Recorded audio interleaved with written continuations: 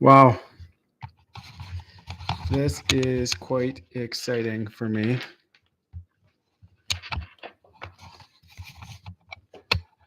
This is the first time I've ever been live on YouTube.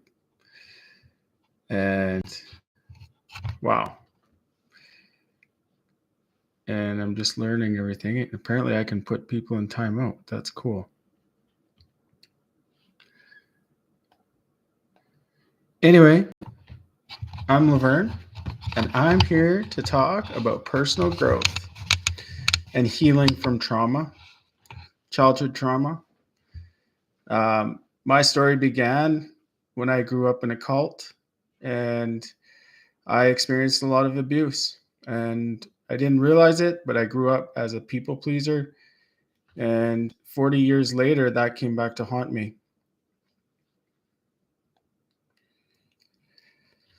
So I joined law enforcement when I was 27, and I began working. I loved my job. I worked too much. I was a volunteer firefighter. And I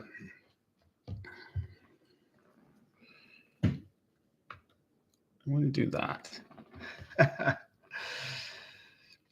Yeah. So in 2018, I suffered a prolonged mental health crisis where I was suffering from depression, anxiety, hypervigilance, paranoia, hostility, all the good stuff. I went through all the good stuff. And I went through it for so long because the stigma of mental health is very pervasive and it's very strong. And I never reached out for help because I was too scared to. There were people in my life that probably would have helped me, and I only ever reached out once. But I don't want to talk about those times because that was horrible. What I want to talk about is how I recovered and how I healed from that and how I grew. And so, after 2 years of experiencing this prolonged mental health crisis, I finally saw a psychiatrist and a therapist, a psychologist actually. And the first thing she worked on with me was trying to get me to sleep, which was hard because as someone with ADHD who's an overthinker, always ruminating, I can't sleep. But the first thing after that, the second thing, was my thinking, my mindset, and how my in cognitive behavior therapy, how my mindset was actually making everything worse for me. So, as a traumatized child, I developed a catastrophic style of thinking. And that catastrophic style of thinking helped me, it helped protect my emotions because I would never be disappointed because nothing ever went good. But in doing so, I was essentially manifesting more negativity into my life. And so I had to work on that. I had to realize how I was thinking was not helpful, and then I could fix that. And we grow up with in negative environments with childhood trauma, and we start thinking negatively about ourselves and who we are as a person. And then as we get older, but while we're in that negative environment, there's people that are perpetrating emotional or physical or other types of abuse on us that also kind of help create our negative mindset. So we have this negative mindset. We start thinking negatively about ourselves. Everybody in our life is telling us that we're telling us or insinuating that we're not worthy, that we're less than what we are. We're not as good as we really are. And everyone is born divine. We are all divine and worthy of divinity. So then, as we get older, we only associate with people that perpetrate those same beliefs for us. And so, in my case, I got into relationships, friendships, intimate relationships And I allowed people in my workplace to treat me the same way. And so that just solidified my negative mindset. There was one person in my life when I experienced my mental health crisis that I thought I could trust enough to talk to. And of course, those of us that have experienced trauma, we don't trust anybody. We don't talk to anybody. So for us to have somebody that we can trust in a time like that is a big deal. And I went to this person, I told her how bad my life was, the place I was at in my life, and it was really bleak. I did not think there was a way out other than to unalive myself. And that person walked out of the room on me. They actually looked at me in the eye. They said, I know. And they walked out of the room. So by the time I got to see my therapist, my negative mindset was it was reinforced.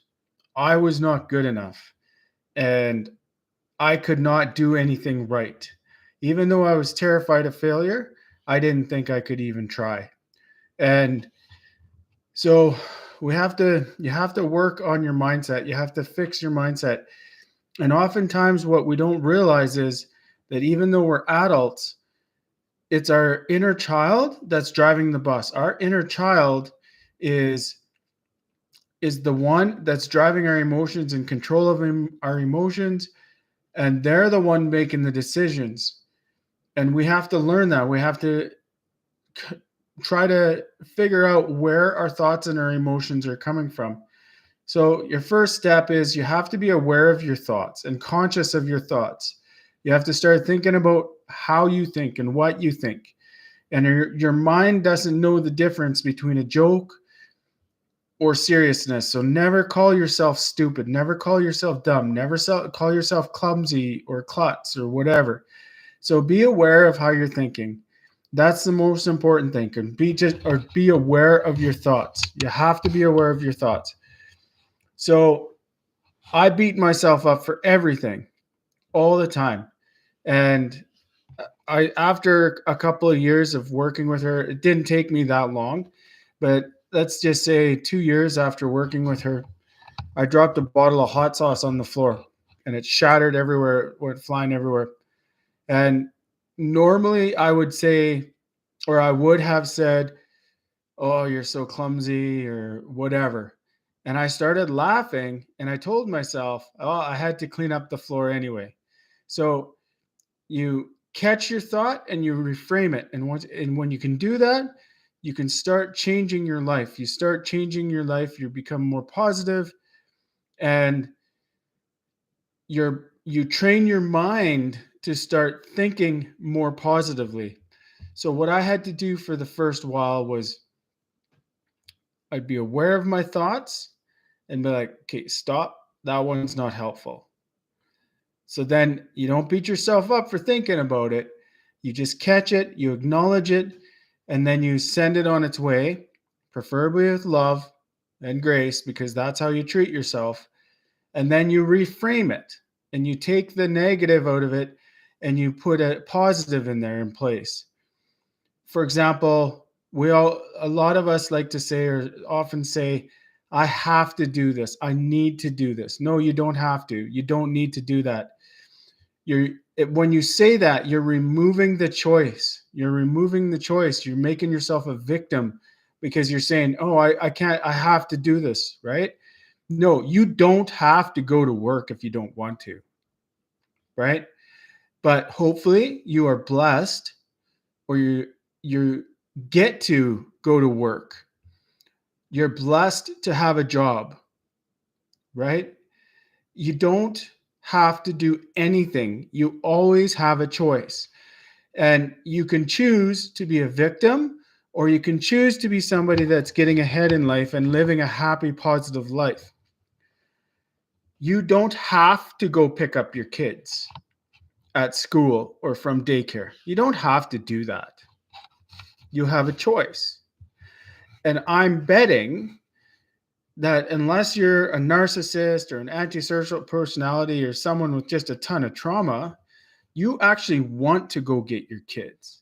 Your kids are not a burden to you. You love your kids and you want to take care of them. You want to go do that. You are honored to be a parent. You are honored to be a parent. You are honored to help this little person grow to adulthood. That's an honor. It's a blessing. Many, many people don't have that privilege of getting to raise a child, and they want to. So you don't have to go to that. You don't have to go to bed early. You don't have to. No. Right? But if you want to take care of your body, you want to be healthy, you get to go to bed early, or you're blessed to have the time to go to bed early, right? Or you're honored to take care of your body. You're honored to take care of this body that is transporting this soul here on earth. And you want this body to be in good shape and to be healthy.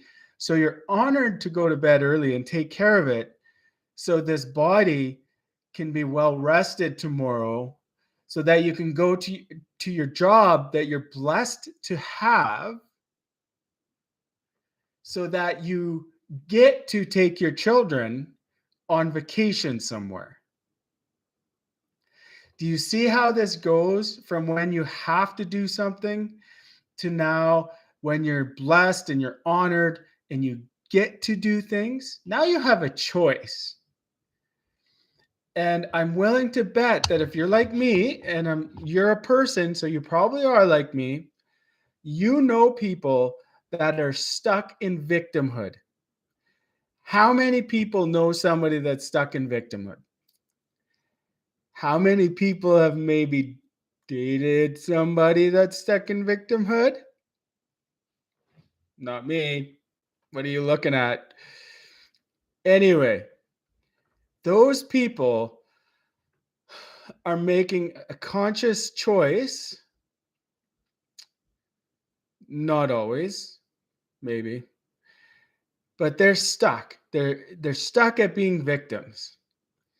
And I know people that will be a victim until the day they die, because they don't have the wherewithal, they don't have the self-awareness to question themselves, to ask themselves what they're thinking.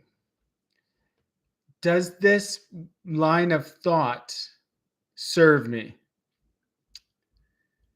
And I can't judge and I can't blame, because I was there for a long, long time.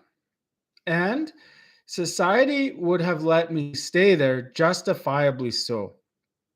I experienced a lot of abuse in my childhood. I experienced a lot of violence, a lot of emotional abuse, some abandonment, physical and otherwise. I was a messed up kid. When I was 18, though, I made a conscious decision that anger didn't serve me. I didn't want to be angry anymore, because I couldn't live a life full of rage and anger. And so I endeavored to live a better life. What I didn't realize, though, was I thought by not being angry, I was dealing with my trauma. Nope, surprise. So that came back another 20 years before that fully surfaced. But at least I was dealing with the rage, because I caught myself. I was so deeply ashamed of where I grew up and how I was raised that I didn't tell any of my friends until my 30s.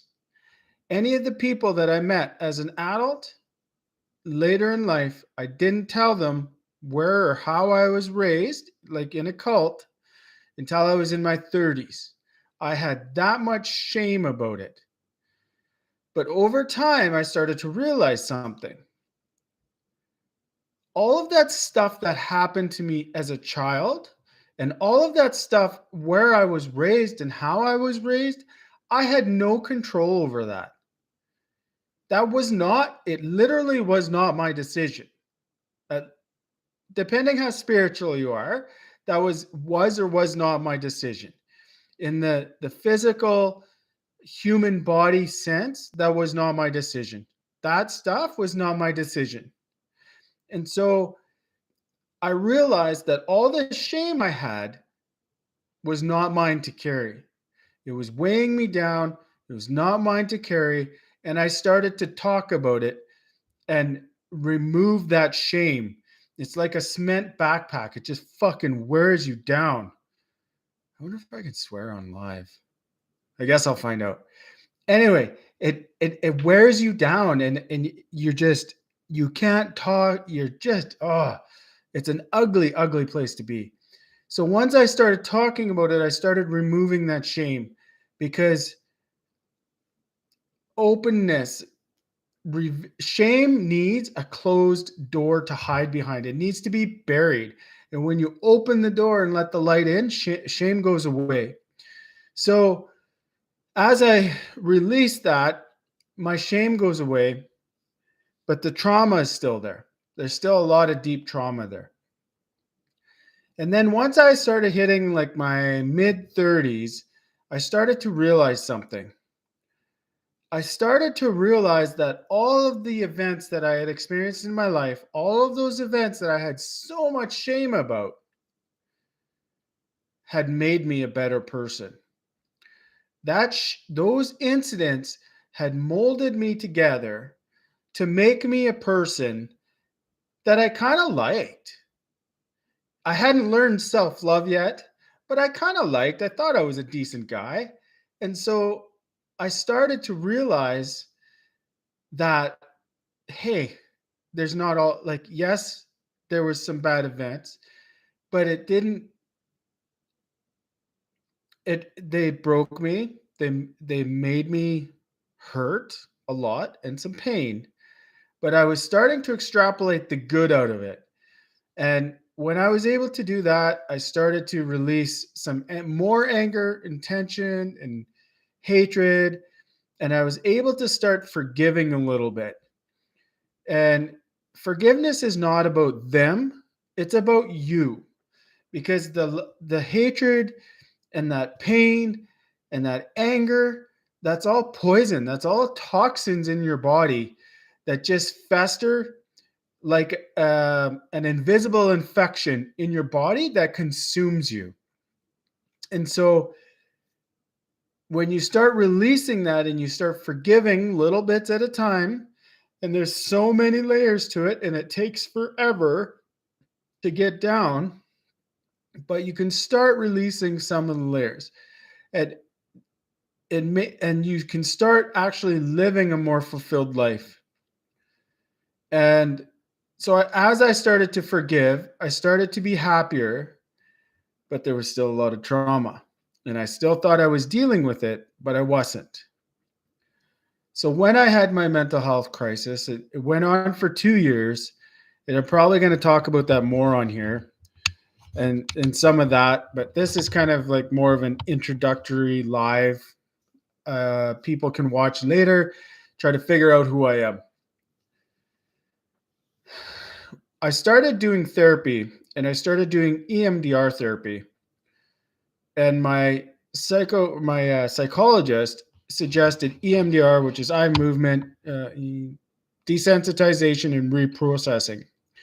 And you take a traumatic event, or you take something that's bothering you in the current day, you think about it, and you feel the feeling inside your body when you think about it, because there's a physical sensation that comes with anything that's making you upset. And then you remember the time you first felt that feeling in your life. And on a side note, I had felt that feeling many times as an adult, because it came from my abandonment wound that I experienced when I was a child.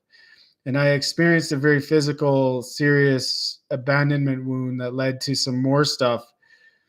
And or I experienced an abandonment and a physical and an emotional abandonment at the same time that led to more trauma. I was abandoned with a predator. And I should never have been there because people knew better. And so that was the first time I felt that feeling in my body. And it actually came from fear that I experienced. So anyway, we go through the EMDR session, doing the eyes back and forth. And at the end of the session, and the coolest thing about it is at the time I didn't realize, but I was tapping into inner child pain, which I do all the time now when it comes up on my own, because you can heal yourself. Anyway, back to the story. She asks me at the end of the session, and we finish the little dots. They go back and forth. They slow down, whatever. It took a long time. She asked me, name something good or say something good that came out of that. And I took the most traumatic event in my life. And as she asked me that question, the answer was instantaneous. I'm a better dad. Because 6 years ago, when I was doing therapy, the most important thing to me at that time was to be a better dad, to be a good dad. And it's not the most important thing to me anymore, because the most important thing to me is myself. It's taking care of myself. And then if I do that, then I am the dad that my kids deserve. Then I'm the dad that I want to be. My kids get that really fun loving, somewhat childish dad, fun dad, and that's me. Anyway, so you can take trauma and turn it into something good. Now, that's my experience, and it was mind-blowing to me that I could be grateful for the single most traumatic event of my life. But when I say that, I'm not minimizing your trauma. I'm not minimizing anything you have experienced, because it's horrible. It's horrific. I know it hurts so much. How could they do that to you? They were supposed to protect you and nurture you and care for you. How could they do that? Right? So you would be justified in being angry for the rest of your life. I would never fault you for that. You're justified. But I know that you want to live a better life. I know that you want to be happier.